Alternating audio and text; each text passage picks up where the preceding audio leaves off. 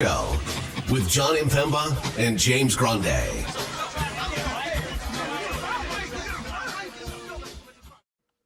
What is going on, everybody? Jon Impemba here with James Grande. Welcome into the Fantasy Alarm NBA DFS Playbook Show. We got 4 games here on a Thursday. 7:30 start, Boston, Milwaukee. Finishing up with the late night hammer, Phoenix, LA at 10 p.m. James, wearing my Patriots shirt today.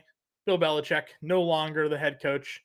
Salu, 26 years, 6 championships. So pay a little homage to the end of an era here in New England today. Are his sons coming with him, or are his sons still in staff? I don't know if Stephen Belichick and his and I don't even know what the other son's name is, but I know Stephen Belichick on the defensive side. We'll see, because all indications are that Gerard Mayo is a serious candidate to replace Belichick as the head coach. If that would be the case, I mean, Stephen Belichick was sort of co-defensive coordinator there, so we'll have to wait and see how that one all plays out here. But Belichick out. As a Patriots fan, obviously excited for the change, because these last couple of years were pretty brutal. You're a Giants fan, you understand what that's about. Except in those, what was the year? Oh, man, 2007, I believe. Yep. Do you remember what happened in that year? I think was it 08 or was it 07? I forgot. And then 2011, I think, was the other year. Do you remember what happened in that season either? It's true. Anyways, this is an NBA show, so let's get to tonight's NBA slate. Big news there. Luka Doncic ruled out. For tonight. Obviously, they have that matchup here against the New York Knicks. So Kyrie Irving, come on down. We have ownership out on site. Your playbook, I believe, is out. Everything's out. The whole shebang. Whole thing is out for all of you to enjoy here today. So, what's your overall takeaway? What's your one big takeaway? I saw your tweet earlier this morning saying that 95% of the field is playing Jaden Hardy. What's your takeaway today, man? It's not just Jaden Hardy, too. If you head over to the ownership forecaster on fantasyalarm.com, the top 7 names are Dallas Mavericks. And I actually tweeted, I doubled down on the Took2X, formerly Twitter, when you get the notification that they just stole your money out of your bank account. I also put out another tweet, just kind of pointing to the fact that I understand they're going to be shorthanded. And sometimes we all jump the gun, including you and I, right? When there's teams that are shorthanded, we say, load up, load up, load up. And I'm not saying this isn't one of those spots. But also when you look at some of these guys who are getting ownership, they aren't good fantasy producers. Do we want 50% Dwight Powell? I don't. We still have to separate from what is, when certain players are out, who is producing and who is not. And there are some guys on that list that are, and to be fair, we saw it last night with Minnesota specifically.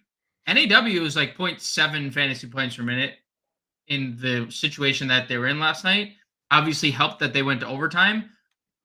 But he had 30 fantasy points at a sub 4K price tag. So sometimes it doesn't matter whether you are following the numbers or not. But I do think the numbers on what we're looking at are obviously a great barometer on who is a good play versus who is a fine lineup filler versus someone that we should avoid. So I think that's obviously the big takeaway of the slate. How much Dallas is too much Dallas? Can I say that line is still a bit suspicious to me?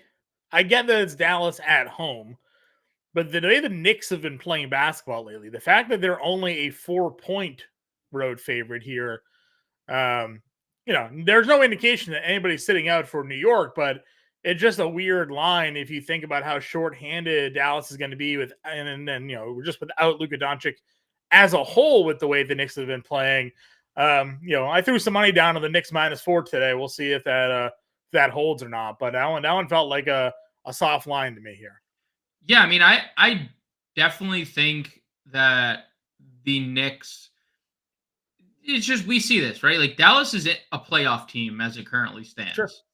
And yes, they're missing a bunch of pieces, but I feel like it'd be hard for the books to sit here and say, well, the Knicks should be 8-point road favorites, and I agree. Like the Knicks, their net rating with OG 5-0 would rank in the top 5 in the NBA of Right.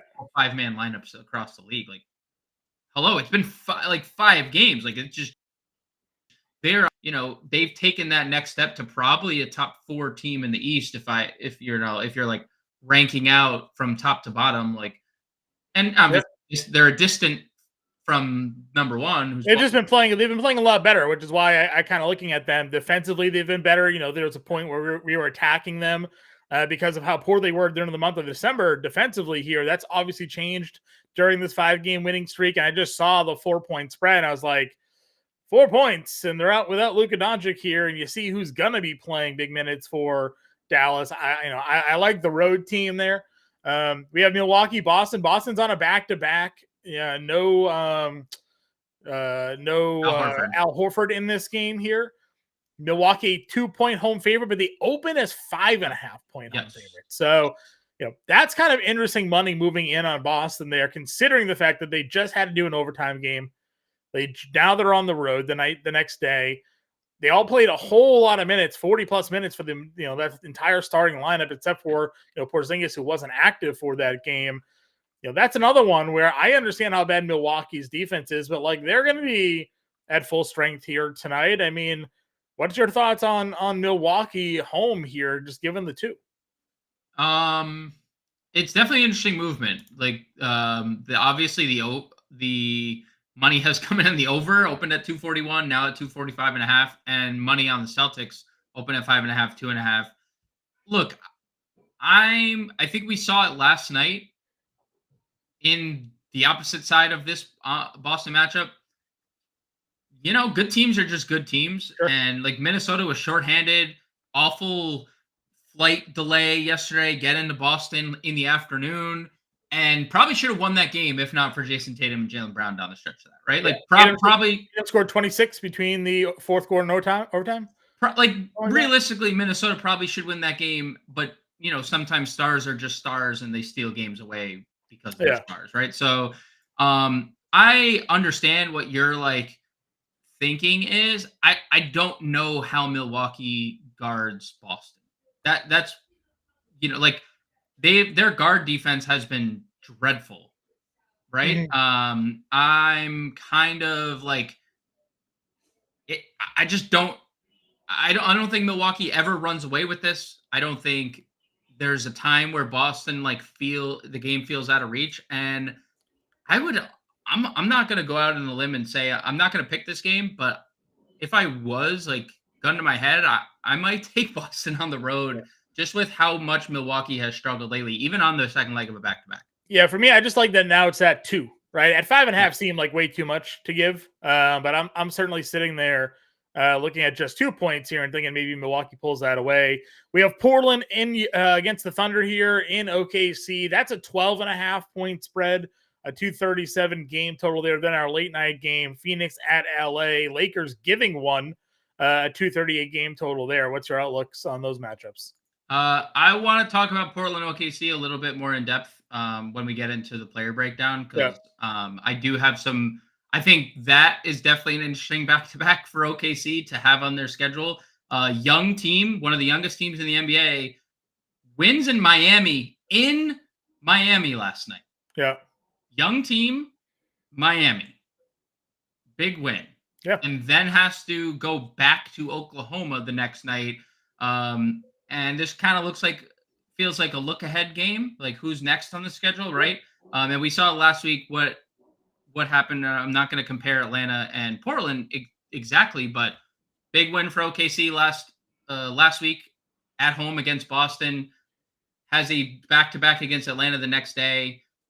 Looked flat, right? Sure. Until the second half of that game. So I do have some interesting Portland thoughts, and that's just because we both play GPPs, so it's more so like sure. I mean, Shade and Sharp's great price. We know what Anthony Simons can certainly do. And we'll talk about their lineup. There's been some comments from Chauncey Billups about that starting lineup that hasn't included Shade and Sharp that I think we'll get into. And then the Lakers-Phoenix game, I mean, just two scuffling teams. I like it from like a it's a very dangerous with it intriguing. being the 10 p.m. start, right? Because It if you're is. not getting it like late night exposure to that game, if you're done, you have to watch AD, LeBron, Durant, Booker, Beal, and Yes. hope that those guys don't go nuclear and chase you down for points. So we're gonna go position by position, break it all down for all of you guys in chat. Appreciate you in there, JT popping in, saying what's up, Albert saying hello, Charles saying yo, what's up there, Cam the man in the chat for us as well, Parrish popping in. Appreciate all of you guys watching here tonight. If you want to throw any questions or comments in the chat, feel free to go and do that as well. We're more than happy to help you out. If you haven't already liked today's show, pop in there, do so. Subscribe to the channel. We go live here every day, 5 o'clock Eastern. We give out our preview shows out there overnight for all of you to get ready for the day as well. I just want to quickly comment, though. Charles in here, if Hardy's optimal, I just want to have him. He is 97% projected rostership tonight in large field GBP. So you will certainly be against the field because you'll be one of the few to not include him in your lineups here. And you'll play Powell over Hardy. God bless you, sir. Powell's getting 50% rostership here. Thoughts on Brook Lopez over 12.5 points? Listen, the problem with Brolo obviously is that he's got to deal with having to get shot attempts when Giannis, Lillard, and Middleton are all taking shot attempts there, but he does stretch the floor a little bit. He's going to have to deal with Kristaps Porzingis, who's a larger body that also can also space the floor pretty well. So, not my favorite spot, but I get sort of the looks on Lopez. Just got to know that Lillard and Middleton had missed some time lately. Some of those numbers may be related to that. Let's get into it. Let's talk about our game-by-game preview or positional preview here. Point guard position, we have SGA at 10-4. You have Kyrie Irving at 9K. Of course, looking at the ownership here, you have Kyrie Irving getting 50% rostership this evening, while SGA is getting about 21%. Obviously, we like Kyrie Irving, and with all the value here, you can play them both. And they're point guard, shooting guard for Irving here at DraftKings. So do you find yourself just playing both here tonight, James? So Kyrie for sure. And you're talking both SGA and Kyrie, or Kyrie and Jaden Hardy? Yeah, SGA, right? No, I said SGA. Yeah. No, you're definitely playing Hardy and Irving together. I'm just saying, because of all the value, you can play SGA and Kyrie in the same lineup. Yes. No problem doing so. You just have to obviously figure out your temperature on Portland OKC, because if you don't think that Portland can keep that game competitive, then you're not going to get a full allotment of minutes from SGA. You're seemingly in the mindset that they will at least keep it within the 12.5. So we should then get full minutes here at SGA. I do. And again, OKC has had a very tough schedule. Yeah. When you just look starting with that Boston game, 1-2 Boston, next day have to travel to Atlanta, 2 days later Brooklyn, 4 straight road games. Washington, last night in Miami, to turn around to Oklahoma City is that's a really difficult road home back to back. So we've now played, this will be our 6th game in the last 10 days or 9 days for OKC rather, with 2 back-to-backs. I get it. It's a young team. They're very, very good.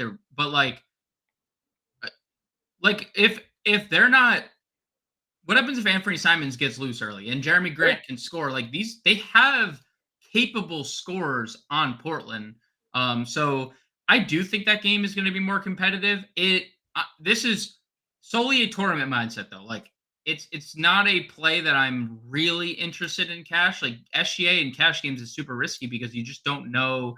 The last time they played Portland, they beat them by 50 on the second leg. It was on a back-to-back. But OKC's been amazing covering at home. They've been the best team ATS at home, for what that's worth. But I do have a little feeling about Portland keeping it close tonight, just given what OKC's daunting schedule has been lately. So sure. I'm definitely down to get to SGA, and like you said, I'm not fading Kyrie tonight. Cash tournaments, just plug in and move on.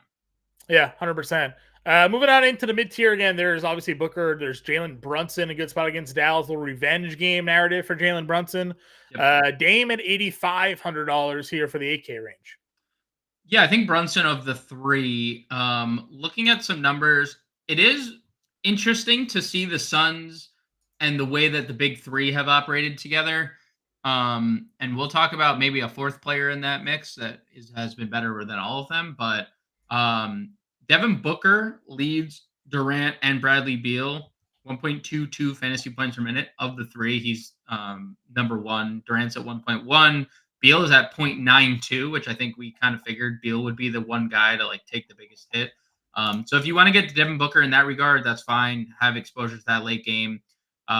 Brunson is in a really good spot. I mean, he's been super steady in every game that's been competitive. He's playing more minutes than essentially everyone else in the NBA.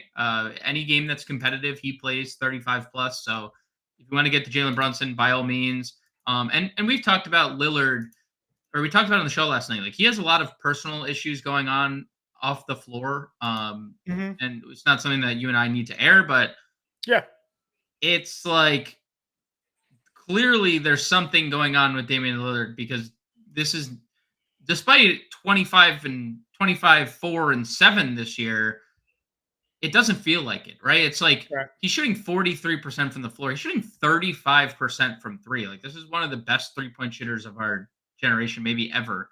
And it just hasn't clicked. And this doesn't feel like the spot where he's going to click. The price is great. If you want to play him in tournaments, by all means, do so. It's obviously the best game environment on the board in terms of the point spread and the game total make you think like, yeah, I get it. It's a lot of this is going to be honest, and someone else is going to have to perform in Milwaukee for that game to be competitive and high scoring. Agreed. And I have found myself getting to more Middleton than I have Lillard as a secondary option.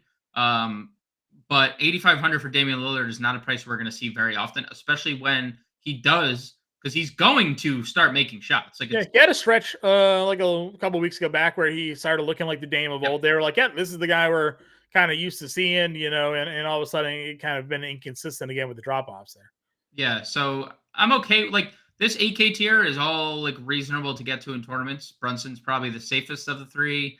And we know Lillard and Booker both have massive ceilings as well. Sure. Anthony Simons, Derek White, Drew Holiday, Bradley Beal, your 7K range here.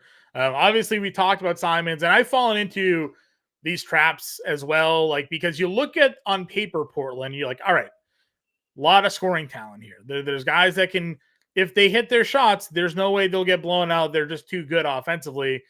And then they lose by 30 to the Knicks, 30 to Dallas, 40 to Dallas. You're like, yeah, they didn't hit their shots. And then Brooklyn comes and renews your faith. And you're like, ooh, like, if they just hit their shots, they'll be a competitive team. Brooklyn, we know isn't really at the level of some of these other teams that they've played. OKC is, one of the classes of the West right now. I do worry that we get hopeful that they can hit their shots and then they don't, but we're definitely banking on the 4 straight road games back to back Thunder here to maybe keep some fresh legs for Portland in this one. Yeah, I mean, look, I am like extremely aware that this game could be over very early.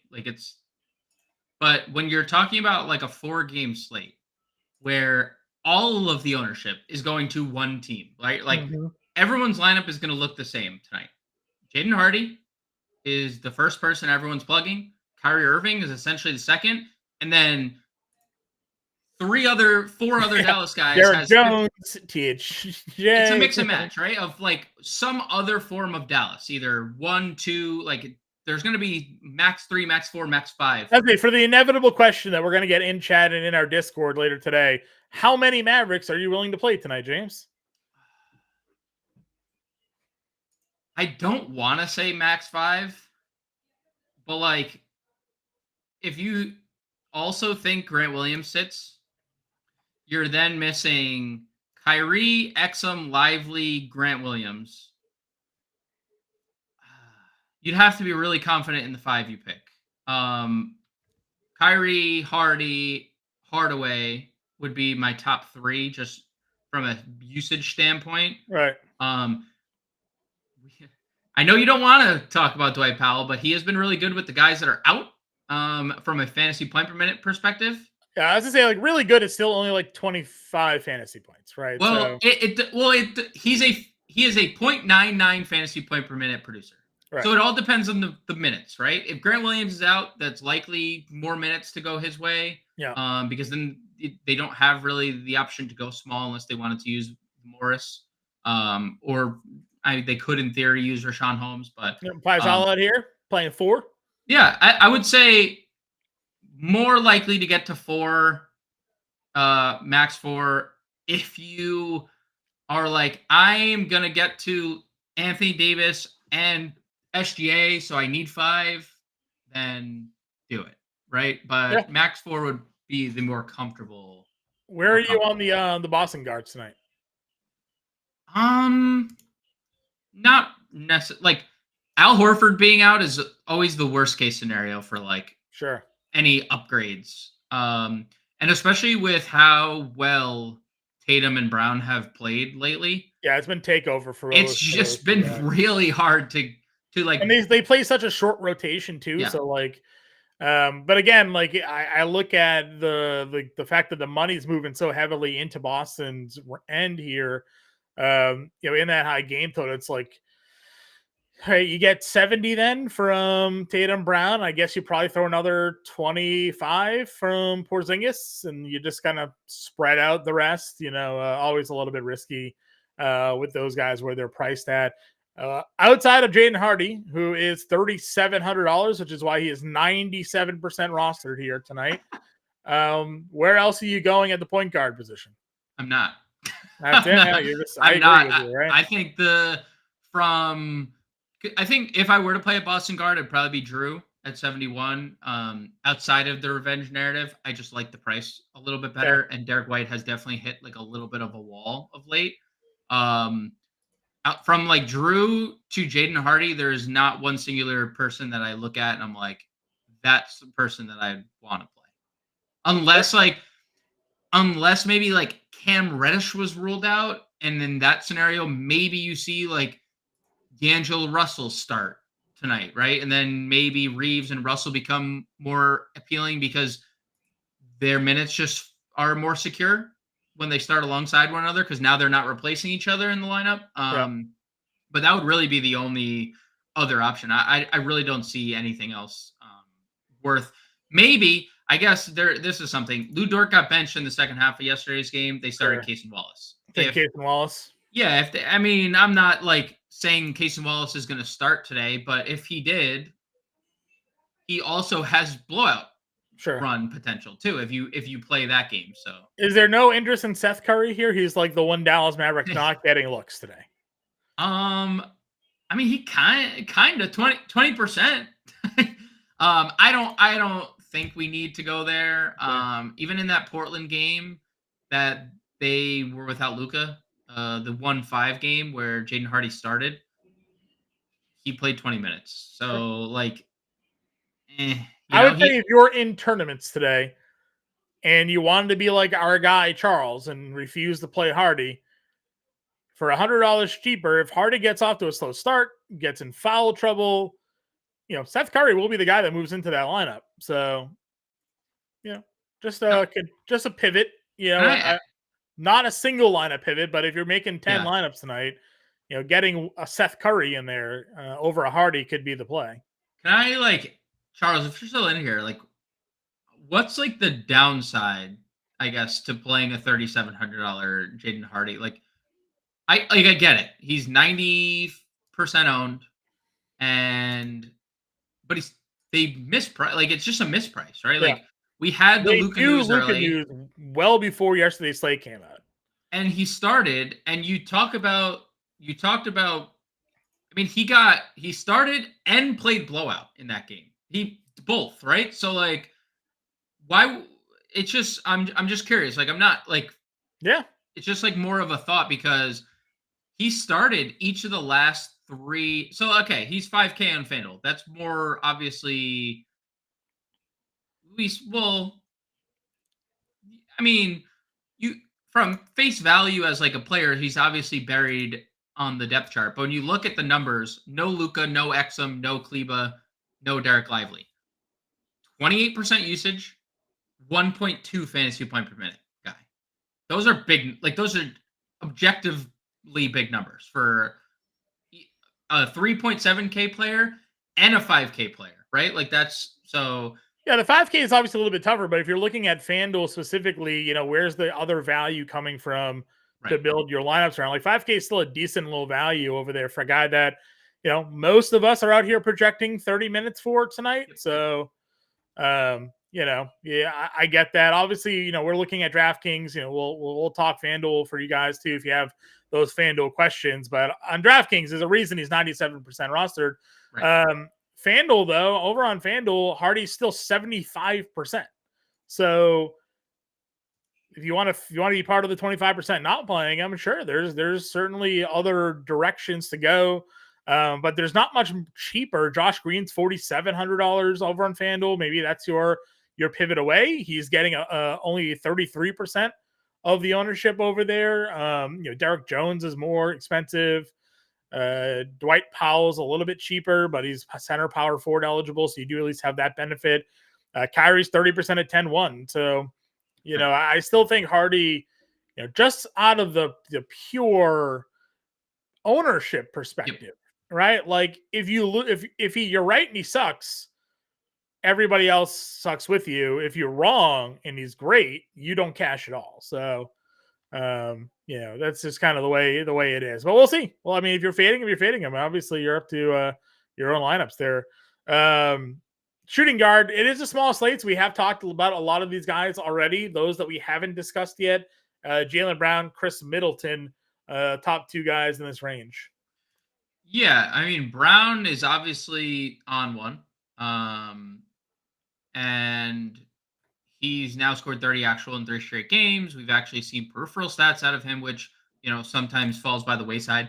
We'll see if the peripheral stats stay with Porzingis back in the lineup, because we know Porzingis, rebounds well, and a lot of defensive numbers his way too. Mm-hmm. So you can definitely get Jaylen Brown. I like Chris Middleton in this mid tier. You and I have talked about it extensively. Like, at whatever price he was before this 7-8 price, he was too cheap. And now he's priced appropriately. And we saw, as the minutes continue to rise, like 34 last game. I know it's a 1 minute difference, but like, that matters. Like, the minutes continuously rising matter. Like, we go from a 34 minute or 33 to 34, and he goes for 40, almost 45 fantasy points in that span. Like, who's to say Chris Middleton's not into the building? They've been off for 3 days. It's like, yo, I can be extended a couple more minutes, right? Like, this is the part of the plan. Like, the playing time continues to expand. Shooting guard, small forward. So I'm definitely interested in Chris Middleton, even at 7,800. Both guys here, shooting guard, small forward, really good eligibility. Like them both for tournaments. Chris Middleton, I probably definitely safe for cash games as well. Sure. As we work our way down the list, I mean, there's Austin Reeves, obviously, Giddey at 64, Shaedon Sharpe at $5,400, Tim Hardaway Jr. getting a lot of rostership there as well. Yeah, so Hardaway's the easy one to talk about. Really high usage rate, whether he starts, whether he doesn't. He's going to come off the bench. He's going to play 30 minutes. He's going to take a whole bunch of shots. Like, it's Tim Hardaway, right? We know what Tim Hardaway can be. When he makes shots, he has a ceiling. 5,300 is a really good price for him. A price that he often will get to 5x, especially when someone's out of the lineup. Mm-hmm. I think Shaedon Sharpe is the interesting one here. Obviously, really, really good eligibility. After their last game, Chauncey Billups, and I've learned this since we did the podcast this morning, a Blazers reporter was talking about this, and Chauncey specifically mentioned Shaedon Sharpe re-entering the starting lineup one of these games. So they play tomorrow as well. One of these games, Shaedon Sharpe is going to re-enter the lineup. And he might not be the only one. If Jabari Walker comes back, maybe he starts too over Duop Reith, because, Reith is, I think, pretty limited with what he can do, especially he has to guard Chet Holmgren, right? So I think Shannon Sharp is incredibly interesting. We just saw the minutes limit lifted in that Brooklyn game when they stay competitive. 21 actual, 14 shots, Yeah. 40 minutes. Like that's the type of production and to some extent even worse than it was earlier. Obviously, there was a lot of guys out, but if he moves into the starting lineup, I assume that moves Scoot Henderson back to the bench, and that is obviously. And shout out to you, Des. What's up, Des? At work, boss better not know about this. But we salute to you, Des. Making money while making money, you know. Making money while making money. True. That's look at you, John. Nice. I think Shaden Sharp is incredibly interesting. Again, has to fit the narrative. You have to believe that Portland can keep this game competitive. But I do think tonight could be the night where we see a shift in lineup for Shaden Sharp back into the starting lineup. Yeah. Great eligibility. We were paying $8K for him like a month ago.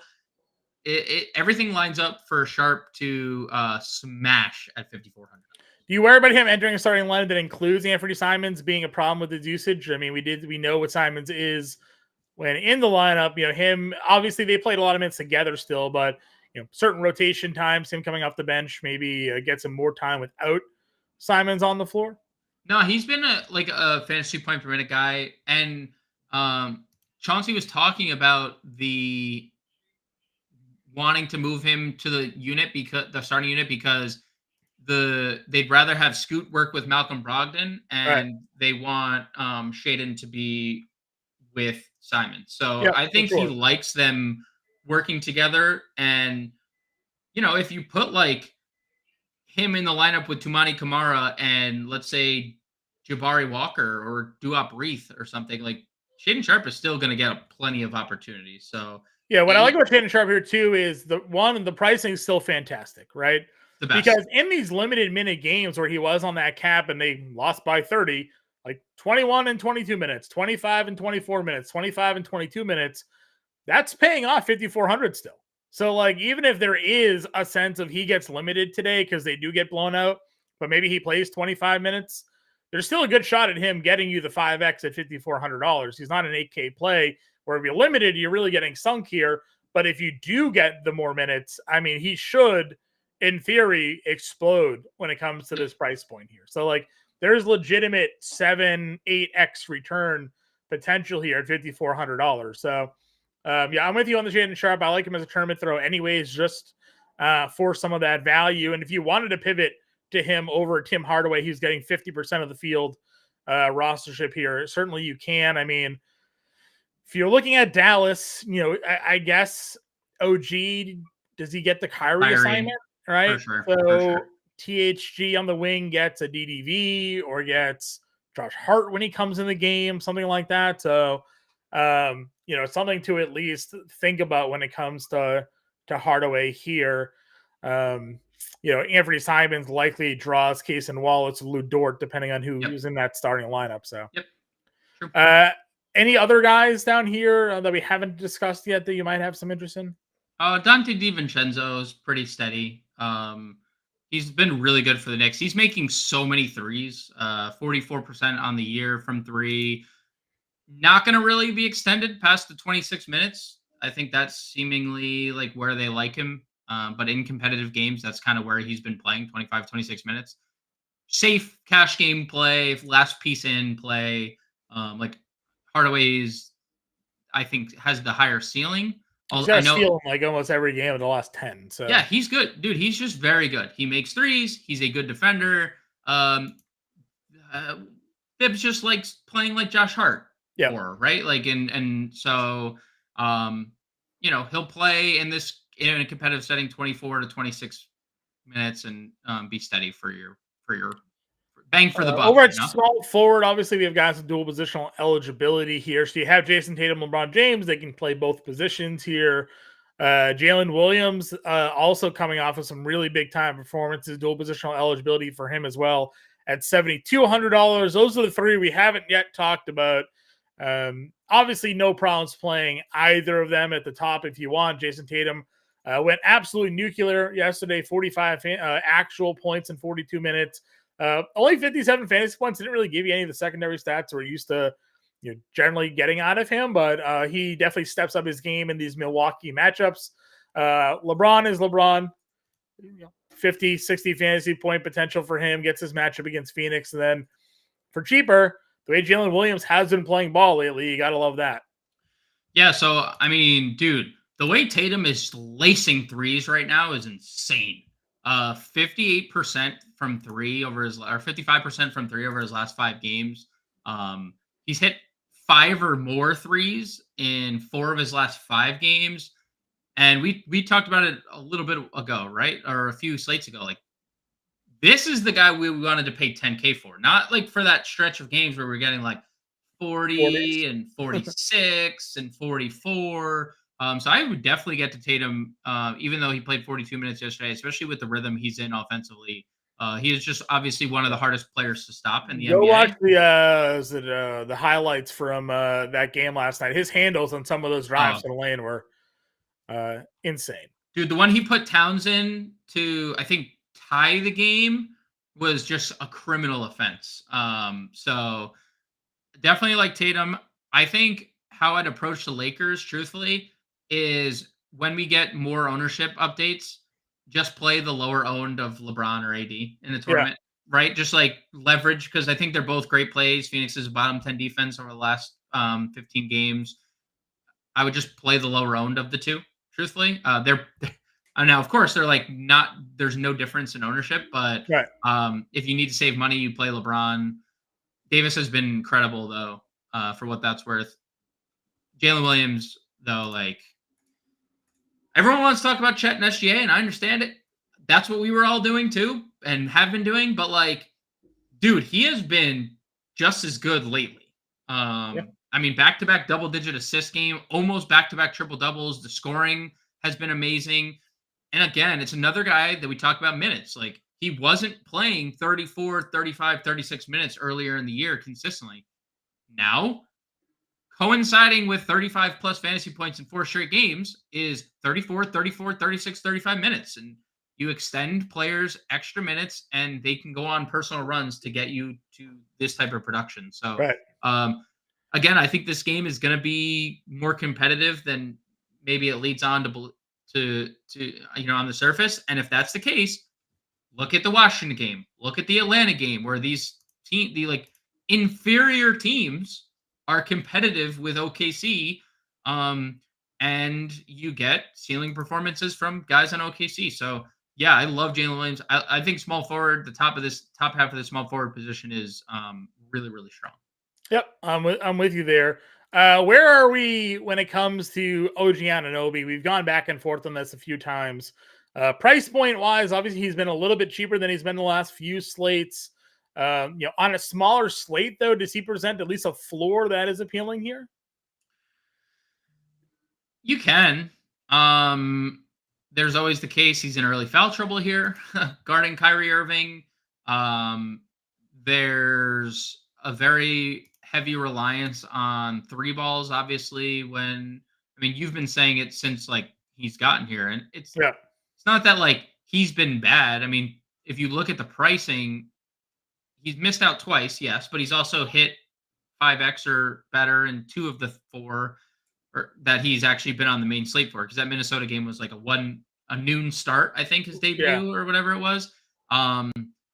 It's fine. It's just OG, or there's 4 Dallas guys that you could play below. Oh, that's what it is, right? Derek Jones Jr. is here at $4,900 on DraftKings, getting 50% rostership, and this is something that we've been playing, fairly consistently as it is this year as like a third man for this team when guys have been out. Brings you some defense. The scoring had been better than we've really seen from him in the past, and the value for him, especially in this matchup, is certainly interesting. The one problem, again, is now his defensive draw is going to be Julius Randle today. Yeah, and he's also like, him and Josh Green are and I wrote Derek Jones up because I think the minute ceiling on Derek Jones is definitely higher than like Josh Green's is, where Josh Green is obviously cheaper, but we've seen, he's just not and I think people are looking back at that last Portland game, right? Where they look at Josh Green And I did it too. I liked Josh Green in that matchup. And Charles says Green stinks too. He is not a good fantasy per minute guy. It's actually with the guys out or that are doubtful. Maxi Kleba and Derek Lively both listed doubtful. Also, interesting note, Maxi Kleba doubtful, so he'll be back soon. Yeah. Josh Green is a 0.67 fantasy point per minute guy. Right. Not good. So like I understand getting there from a financial standpoint, but like I would rather play Jones. I feel better about the minutes if he stays out of foul trouble. I mean, we've seen look at the last there's two just games. more ways for him to score, right? Yes. Like with Josh Green, Correct. you need buckets. With Derrick Jones, you get 3 steals game, you got 3 block game, you got a 4+ steals in block game. Randomly 0 rebounds. He's not a 0 rebound guy, but then he also pulled in 10 boards one game as well. Right. So, there's a lot more ways for him to contribute. And then if the shooting gets hot, the upside for him at $4,900, super appealing. And then on FanDuel, again, he's 56. Like I like that $5,600 price tag. I think it is for him as well. Cam, what do you think about loading up 4 Mavs and then getting SGA, Tatum, and Hartenstein? I mean, we'll get to center in a moment. Hartenstein has been the center of my choice today as well. Locking him in there, because you have the dual positional eligibility with Anthony Davis, throwing him in at power forward. So perfectly fine going the 4 Mavs if you want. Just, your 4 Mavs going to be what? The 4 value Mavs, Hardy, Jones, Kyrie, THJ, and are we fading Kyrie? Oh, 4 value Mavs is what he's saying. We're fading Kyrie. Interesting. Fading Kyrie, going Tatum is what basically the selection there, or SGA. I don't hate it, but also like if Dallas is competitive in this game, Kyrie is gonna drop a 50 minimum, right? The 5th straight game, right? So yep, that's definitely something you have to consider. But maybe you're playing it as if they're not going to be competitive, and you're playing Jaden Hardy, who's going to play in a blowout, and you're playing like Omax or like somebody who's going to get blowout run, right? I mean, I'm not advising that. I'm just saying, the likelihood of Dallas keeping competitive without Kyrie is very low. Milwaukee again, home 2-point favorites now, down from 5.5, big total. Sir Giannis is here at 12K. You would think with all the value that is on the slate, that Giannis would be getting more love, and yet he is just around 10% today. We talked about that on the show last night, that nobody was going to play Giannis. And, it's just one of those things. Like, if you get a star at low ownership and you want to play him in whatever matchup he's in, if there's anyone on the slate that can go out and get you 80, because there's nothing defenses can do about a 7'3" dude that takes 2 dribbles across half court and is at the rim, then play him, right? Like if he's attacking the rim like he can, there's nothing Boston can do about it, right? I mean, there's nothing anyone can do about it, not just Boston. But so if you feel that you're comfortable with your Dallas value, because that's the direction you're going to have to take to get to Giannis, plus whatever, you're basically fading the Lakers. You possibly could have Kyrie, then play Giannis. But that's a way you win a tournament, because if Giannis goes for 80 at 10% tonight and you have Giannis and you hit on your Dallas value, you're in a very good position for, heading into that late game, which there's exposure there. We've talked about, and when we, on a smaller slate, like you said, you're getting all that value, you can very comfortably put a Giannis in your lineup at 12K. And if he goes for the ceiling, like that's your differentiator right there. Yes. I mean, that's the guy in tournaments where you can go eat the value chalk if you want, but if you're getting a 10% Giannis is going to go score 20 more fantasy points tonight than SGA or Jason Tatum or Anthony Davis, then you're fine. Like that's going to put you over your, the guys that are in the GBPs kind of building similar lineup builds, because no doubt about it, unless the rostership is completely wrong, which it's not that wrong, everybody's basically starting their lineup with 3, 2, 4 Mavericks tonight, and you're all going to be playing the majority of the same 3 to 4 Mavericks in your lineups here. So finding where to be different on these smaller slates, especially with the player pool so tight, and you're getting a guy like Giannis at that low ownership, if you're making multiple lineups tonight, got to throw some darts his way. I think, and I just wanted to toy with the idea of Giannis Kyrie, because I think that would be where, like, I don't want to fade Kyrie tonight. I know the OG matchup's coming, but no matchup has mattered lately for Kyrie. And then you plug Hardaway, and we're going to talk about a value center in a second that I have a lot of interest in. You have about 5,200, and that's not including a fourth Dallas player, right? Which could be Derek Jones, which could be Josh Green, right? Both who are extremely cheap. So it could be Dwight Powell, who, we'll get into in a second, who's 4,200. So it is very doable. And if you wanted to use Giannis at center, you can do that too, because he's eligible there. So the builds with Giannis are definitely easier than I think some people may realize or care to realize. And when you look at the ownership, it's Kyrie plus a Laker is essentially what everyone's spending up on, right? So that's where the discrepancy between the Laker and Giannis is. Like, everyone's playing. Cam, you listen to the show. I saw you in the comments, Cam. Salute to you, Cam, the man, 325 out there. Yeah, I mean, if anytime you can get one of the three best players in basketball at 10% ownership, like, it's definitely something as a tournament player that you should definitely consider. Sure. Other power forwards, obviously, again, that we work our way down. KD at 96, Julius Randle 88. Keeping with sort of who's going to play mostly power forward tonight, Jeremy Grant at $6,800. Listen, no knocking on what Julius Randle's doing right now. I mean, he only played 32 minutes because of that blowout. He gave you 42 fantasy points. Would have been well on his way to 50 plus had he played the full, 38 here. It's just, what do you believe? I mean, my heart in feeling is that I think the Knicks do kind of run away with this one. But if it's only going to be a 4-point game, then you're getting 38, 39 minutes out of Julius Randle tonight. He is going to go nutty, I think, in this spot. Agreed. 48 plus DK points in 5 of his last 7. And without Barrett, quickly, Mitchell Robinson, which obviously 3 big omissions for this Knicks team.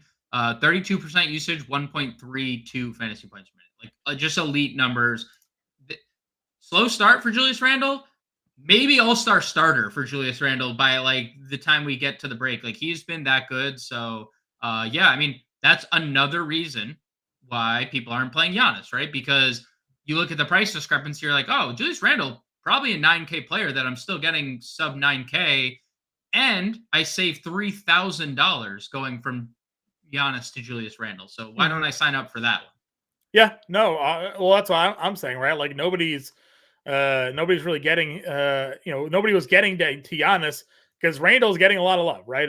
Randle and AD are kind of right up there as like top spends if you aren't going the Kyrie route tonight. So I'm loving that spot. No one's really playing Kevin Durant. Again, he's been one of the few consistently productive Suns this year when everybody's been together.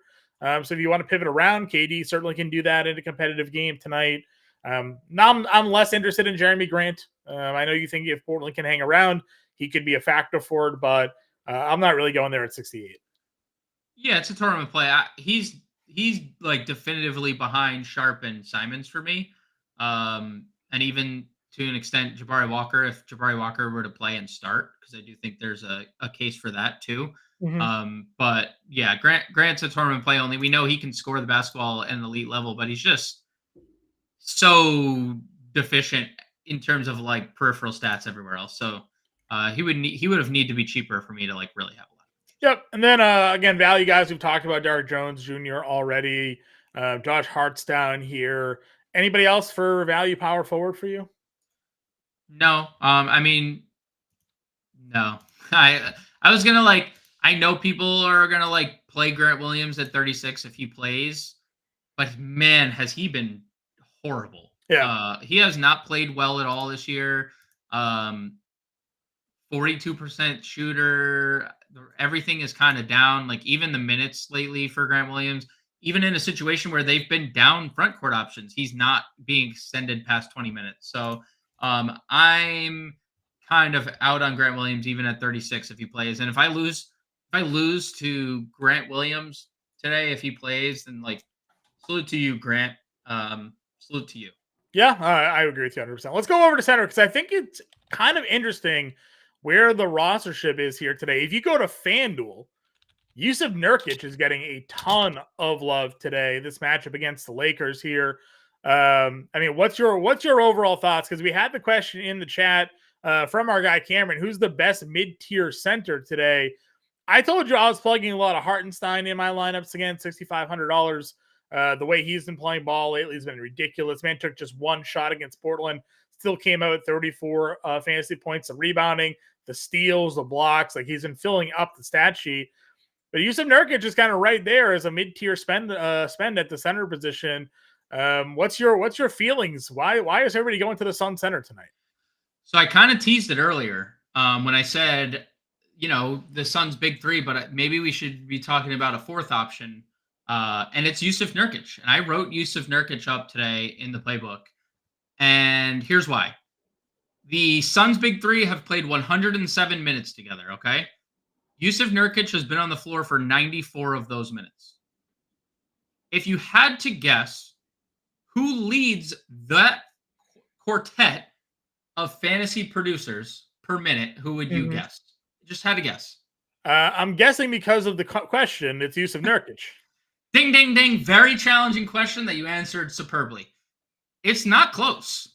1.44 fantasy points per minute for Yusuf Nurkic when he's playing with Devin Booker, Kevin Durant, Bradley Beal this year. That's Devin Booker's in second at 1.22. Right. Like, I get it that there is a tough matchup on the other side with Anthony Davis. Anthony Davis also, although he is a good rim protector, the Lakers have been getting torched defensively. They're bottom 10 in the league over the last 15 games. There's obviously some type of rift internally, right?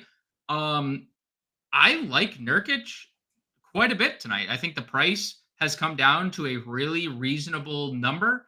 And I don't disagree on the Hartenstein front at all. Like, this is a ceiling type rebound atmosphere when you have Dwight Powell on the opposite side of things. Yeah, and then whenever Dwight Powell comes off the floor, like what's their plan B, right? Like, is it Grant Williams? Is it Markieff Morris? Is it might be Rashawn Holmes? Might be Markieff. Yeah, it might be Markieff. Yeah, I mean there's like shorter guys awaiting Hartenstein, because the thing about Hartenstein too in this role, Tibbs is not playing Precious Achiuwa. He's just like, it's 10 minutes because Tibbs wants his centers to be able to defend, and Precious Achiuwa is a madman who is definitely better on the other side of the basketball. You know what's funny is he played Taj Gibson more than he's played Precious Achiuwa, but he had to let go of Taj to get Achiuwa on the roster. So and then made sure on Taj's way out, he said he's still got something left in the tank.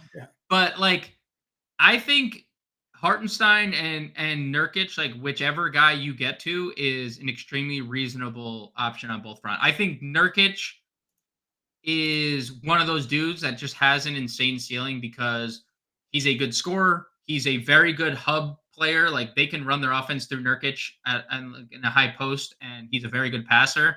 And he's also obviously an elite rebounder. He's been able to stay on the floor against the Lakers this year, averaging like 30 minutes per game. So, we obviously just, anytime you're playing someone against Anthony Davis, your mind just and these are numbers, like you mentioned, then never had all three on the floor together. Right. So I like Nurkic. I like Hartenstein. I have no problem getting to either. I personally might go Nurkic in this spot. I think there's a higher ceiling, just because we know Hartenstein took one shot last game. I mean, that's, he may be great peripherally, but if you're taking one shot and those peripheral stats do happen to dry up, right? They just you have an off game peripherally, then what? Like, what's good? You're dead, right? At 6,500. So I like Nurk quite a bit. I like Hartenstein. I lean Nurk a little. Anthony Davis getting similar rostership to Julius Randle, who's obviously cheaper. But when coming up to spend up guys at center eligibility, top three center eligible players in terms of roster tonight is Dwight Powell, Julius Randle, Anthony Davis. We obviously have no problems getting the Anthony Davis. Played 40 minutes against Toronto, went for 41, 11, and 6. 66 fantasy points there in 3 games against Phoenix, averaging 51.5 fantasy points. We talked about it with this being a 10 p.m. game, 2 hours or so after the Knicks-Dallas game kicks off. Anthony Davis is certainly a problem that you have to worry about when it comes to your lineups waiting for that game to finish. Do you feel like these like questionables at this point are fake? Like it's just like they're just. I mean, we saw it last year, right? LeBron played like every game that he was Yeah, listed I questionable think through. now because of maybe some of the latest injury news or whatever, they kind of have to list these guys for fear of Fines. yeah, something like that. So yeah, that's kind of where I'm at with it. Yeah, like I feel like there's just not like a concern for Davis. He played 40 minutes and had 41 actual. When did he pick up an ankle injury? Right. Like not He's Tom Brady, right? He was on the injury report for 10 years with right. an elbow.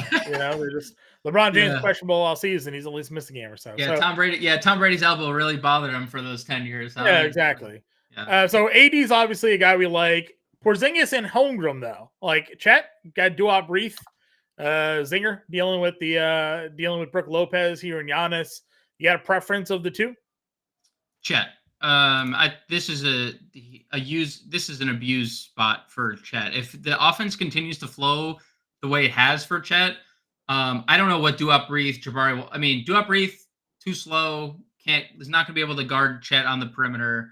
Ibu Baji, forget it. I mean, 6 fouls in 4 minutes. I was gonna say Ibu Baji would be fouling out, taking his snap-ons off, right? Like go to the table, rip them off, like check 6 in, fouls, yeah. check out, like Yeah. 5 fouls. Yeah. And then Jabari Walker, who I think is like serviceable guy that is very high energy, also foul happy. I mean, very small, like operates more as like small forward, power forward, probably like good, solid power forward for the rest of his career. Dude, this kid was supposed to be a stud last year, gets hurt, missed the year, sat out, but still got to kind of live the NBA life. We called the ceiling game against the Wizards where like Daniel Gafford has absolutely no shot in hell of defending Chet Holmgren here in this game. He just did what he did against Miami, the number one defensive team against opposing centers with Bam out there, and went another 42 fantasy points, filling up the stat sheet 23, 9, 2, and 3. And now he's going up against Duop Reith, like you mentioned. I mean, I think Chet is a great tournament play, and if you're right, if Portland hangs in this game, and you're going to get another 30, 35 minutes from Chet Holmgren here, like you're going to be paying off the $7,900 price tag, pretty good here. Yeah, this is easily one of the best matchups for opposing centers too, and we mentioned it. The center room for Portland is not good. I think the only chance they have is Jabari Walker, just because his energy and he is good defensively, but we don't even know if Jabari Walker is officially even playing. Like he's listed questionable. So, we didn't mention Jabari Walker, but I do have some interest in him if he were to start, because I do think Portland makes some lineup changes tonight. For anyone just tuning in, I think Shaedon Sharpe moves into the starting lineup, and if Jabari Walker starts or plays, I think there's a real possibility that Jabari Walker starts as well. And to anyone out there who's new to the show, we do this every day, Monday through Friday, 5 p.m. Eastern Standard Time. And hit the thumbs up button if you don't mind, and subscribe to our channel too. So we've had enough questions today, so let's just get to it, right? Cam the Man, Christian Wood season, Cameron Diaz. Yes. Christian Wood have played today. You read him up. The roster's kind of getting there. When you mentioned him on the show this morning, I asked you what it was about Christian Wood that you liked. I think you broke it down pretty well. So what is it, again, for those of you who are maybe just checking out now, why is Christian Wood getting the love that he is getting today? I mean, they've turned to him in the absence of Rui Hachimura, and with Rui Hachimura listed doubtful, the expectation, again, is that he doesn't play. And you have a guy in Christian Wood. We know his pedigree as a fantasy producer. Doesn't matter about everything else you believe about Christian Wood, like the basketball player. It matters about the fantasy production. So $4,300, very good price tag. It's actually the cheapest he's been during this recent stretch, which I find hilarious. Because 3 of the last 5 games, he's played at least 24 minutes. Even in the games that he's played 16 minutes in during that span, 25 and 19 fantasy points. And who knows what could have been if we get a double-double out of him in that Clippers game. But they've turned to him as their backup big. He's playing alongside Anthony Davis as well. We know Phoenix, has multiple backup bigs that are large. I mean, they've been playing Chimezi Metu and Bol and Drew Eubanks re-entered the rotation. And it's a perfect spot for Christian Wood to match up against them. Without Hachimura this year, he's almost at a fantasy point per minute, 0.93 fantasy points per minute. And as long as he's going to continue to play this well and has the blessing of, LeBron and Anthony Davis, and clearly he does, and they trust him now into the rotation, playing into the 20s in minutes, he's going to continue to be a staple of the rotation. And if we get 25 minutes out of Christian Wood tonight, there's no doubt in my mind that there's like 30 plus fantasy point upside. Yeah, rostership on him, he's less than 10% over on FanDuel. He's about 16% on DraftKings. Obviously, everybody's playing Dwight Powell. He's 48% roster tonight. If you go look at the ownership over there at Fantasy Alarm right now, you talked about it, right? He's been a good fantasy point per minute player. He's been fine. We know who Dwight Powell is at this point. There's nothing new, right? There's no secrets behind what Dwight Powell is as a basketball player. He'll give you some rebounds. He'll give you some effort. There's no scoring that comes from Dwight Powell here. Defense, he's fine. He's boring. He's white bread. He's $4,200. It's just, I don't find the appeal to playing Dwight Powell tonight unless you're doing the Giannis with the 4 Mavs tonight or something like that, where you need the value. You plug in Powell at center, you're on your util, and you play Giannis at power forward, or however you want to build it, because he's your 4th Mav tonight, right? Because I would rank him 4th if I was ranking my favorite Mavs. He might be 5th. I don't know, if I really broke it down, but the minutes are probably going to be secure. The roles there for maybe he gets you 20 fantasy points, so that's not going to kill you at $4,200. So, a lot of people playing by Powell, but as Parrish is saying here, great pivot off the Powell chalk tonight if you want to go the value center route this evening. Great point, Parrish. It's the perfect pivot because they might play the same amount of minutes tonight. Like if Dwight Powell plays 24 minutes, there's a real chance that Christian Wood plays 24. I personally would rather have 24 minutes of Christian Wood than I would 24 minutes of Dwight Powell. Yeah, no, 100%. If they're both going to play 23 minutes, I'd rather get both sides of that game there as well. All right, James, as we do every show, we end it by building a lineup. All right, let's plug in we did a Irving Giannis pre-build earlier. Do you want to go that route here? No, I mean, if we want to build multiple lineups, we can. I would prefer to build with one of the Lakers or Julius Randle. Probably would be the direction I'd want to go. We'll start with the Irving Hardaway Jones. No, I don't think. Let's stick with 3 and then see what we need after that. Because all right, what's your Laker play? AD. Wood? Yeah, AD Wood. Or if we need to save money, I would play both. Okay. The Christian Wood has not been impacted. Like AD obviously is AD, and then Christian Wood's playing alongside Anthony Davis too. All right, we got 5,800 for a guard, forward, and utility play here. What's your next favorite play here? I mean, there's obviously, I talked about the Shaedon Sharpe piece that I like Shaedon Sharpe a lot. Really getting to in tournaments. Put him in the guard spot here. And for all those that are tuning in for the first time, John and I play tournaments. So Shaedon Sharpe obviously is not someone that you're going to look at in cash games. Your cash game play at this tier would probably be Dante DiVincenzo at 5,100. You're probably playing one of the Mavs forwards, like John just did. I love that build. Right. That build. Yep. Yeah.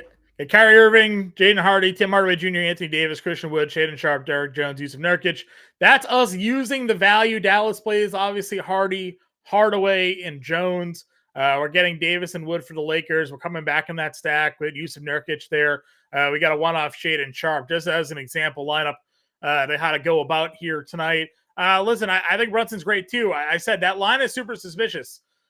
If Knicks are going to play a competitive game against Dallas tonight, Julius Randle, Jalen Brunson are going to have a day.